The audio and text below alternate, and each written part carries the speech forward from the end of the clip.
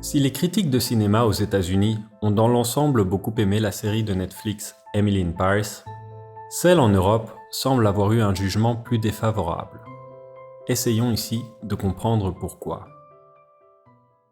En octobre dernier, Darren Star, le réalisateur et producteur américain de Sex and the City, cette chronique sur la vie de 4 femmes bourgeoises à New York, a sorti sa nouvelle production Emily in Paris.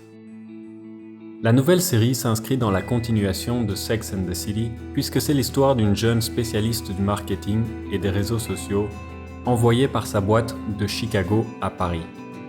Elle se retrouve en France, sans parler un mot de français, à travailler dans une entreprise de mode.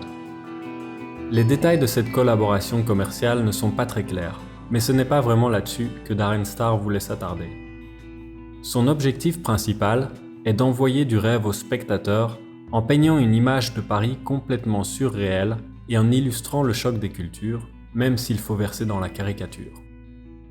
Et aussi, selon son propre aveu dans le journal Le Parisien, de pouvoir vivre et travailler lui-même 4 mois dans la ville de Paris. C'est le côté ignorant d'Emily qui est à la base des différentes opinions des deux côtés de l'Atlantique. Pour les Américains, c'est l'occasion de découvrir ou de redécouvrir Paris par les yeux naïfs d'Emily, et tous les stéréotypes y passent. Le moulin rouge, le steak saignant, les Français qui fument tout le temps, le vin dès le petit déjeuner, le béret basque, etc.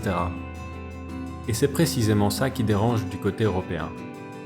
D'après les critiques françaises, le vrai Paris ne ressemble pas du tout à ça, et Emily a un côté néocolonialiste totalement exaspérant. En fin de compte, selon le Süddeutsche Zeitung de Munich, la série est fondée sur 2 affirmations. Premièrement, que les Américains se surestiment et sont toujours de bonne humeur. Et deuxièmement, que les Parisiens méprisent les Américains et sont toujours de mauvaise humeur. Mais malgré les mauvaises critiques des journaux, on ne peut pas s'empêcher de sourire quand on apprend que la série était quand même numéro 1 des programmes les plus vus en octobre sur la plateforme de vidéos en ligne en France. Dans le fond, on est tous touchés par la même pandémie, et avec les bars et restaurants fermés, en plus du retour de la pluie et du froid, ça ne fait pas trop de mal de regarder un programme simple, léger et coloré. Question. Qu'avez-vous pensé de la série ? Quels clichés sur les Parisiens ont été oubliés ?